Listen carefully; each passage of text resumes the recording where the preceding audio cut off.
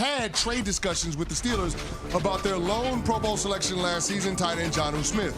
Those talks came after Jonnu Smith expressed an interest in reworking his deal that is scheduled to pay him $4.8 million this season. For the Steelers, this would be them adding another weapon that offensive coordinator Arthur Smith is familiar with to co-star alongside DK Metcalf and Pat Freiermuth. I like the move for Pittsburgh, but the potential trade only highlights how ridiculous it is that they don't have their QB1 on the roster.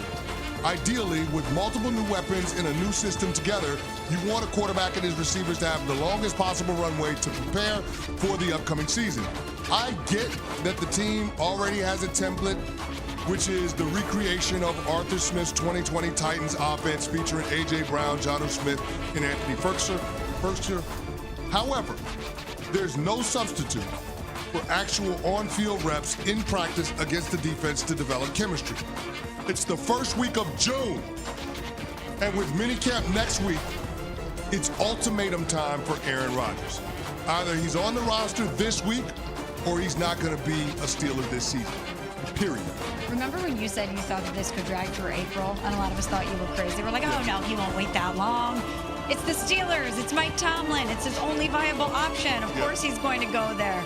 Maybe he'll drag it out a little bit, but you're crazy to think this will go through April. And here we are in June, and he still hasn't made a decision. And I'm still baffled that the Pittsburgh Steelers have allowed this. Also, be careful what you wish for if you're Jonnu Smith. You want to be in Arthur Smith's offense. That's great because you've been there and done that. Aaron Rodgers traditionally is not great with tight ends. Unless you don't know he's going to be the quarterback.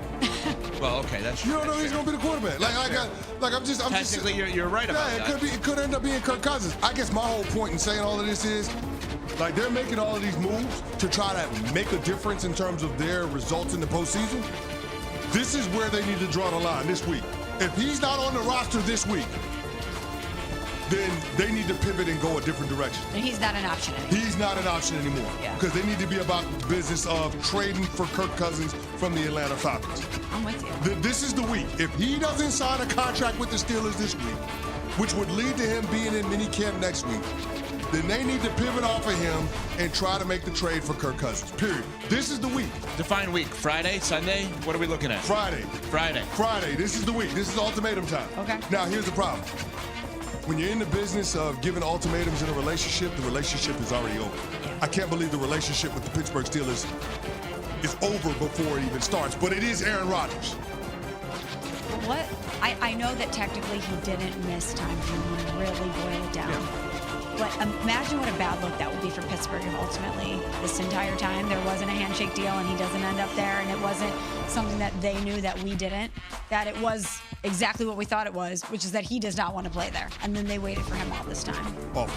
This is Unsportsmanlike with Evan Canty and Michelle, coming to you live from above the Heineken River Deck at Pier 17. We will continue the football conversation. Mike Tannenbaum's going to pop in just a couple of minutes, our ESPN NFL front office insider. Yes. Over the weekend, Scott Zolak, former quarterback and one of the voices on the Patriots radio network, floated that the organization has had discussions internally about cutting Diggs in light of recent events, most notably the boat cruise in Miami with the pink substance. Now, it's one thing to know what he was doing, and it's one thing to know that he was doing something nefarious, and entirely a different thing to prove it.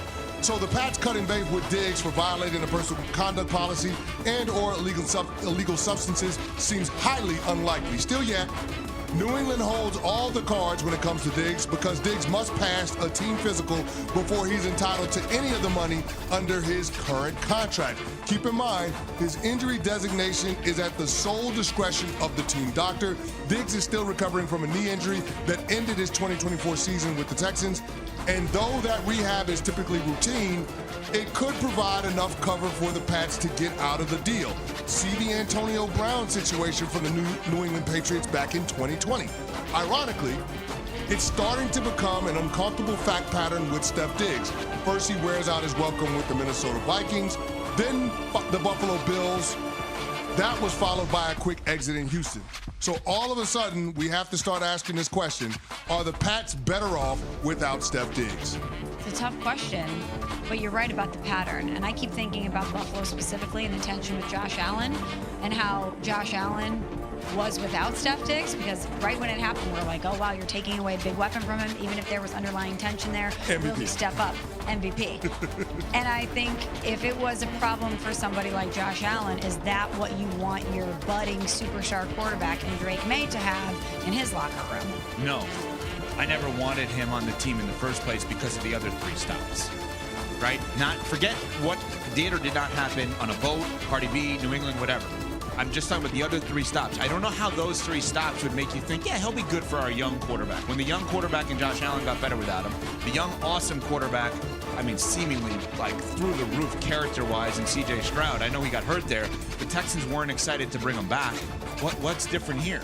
And I don't know the New England culture and what they're trying to create. Mike Vrabel is a tough, hard-nosed guy. He's also a former player that probably would be likely to give another former player a second chance if a mistake. But my issue is not the allegations of what happened on a boat with a significant other, because I don't know, right? My issue is you just signed with a new team. You don't want to show up? I don't get, like, if we're going to hold Aaron Rodgers accountable for not being at OTAs when he's not even on a team, well, let's hold the guy who is on a team getting paid $1 gazillion accountable, right? It's actually unfair to even critique Rodgers for not being with the Steelers right now. He's not on the team. Steph Diggs is on the team getting paid ridiculous money and doesn't show up. That's what I'm bothered by. You want to have a guy in there, a veteran wide receiver, a been there and done that guy. There's a million young wide receivers. Steph, I'm signing you to a ridiculously high contract. Yeah, to be there when it's optional. Well, who you pay big money to is the organization stating this is the guy that we want you to try to emulate. This is supposed to be the example of what it takes in order to get rewarded with our franchise. It's a terrible look as far as being absent from OTAs, but then also what we saw on the boat cruise with his girlfriend Cardi B. That's a terrible look all the way around. Right. So the boat thing is not lost on me. The optics of it are terrible. Regardless of what you can prove, it's awful. And then on top of that, it gets compounded with your health and also the fact that you're away from the team when we're having voluntary workouts. A lot working against him. Yeah, I'm just wondering what the priorities are. Next. Number 1. Speaking of Aaron Rodgers, per our Adam Schefter, the Dolphins have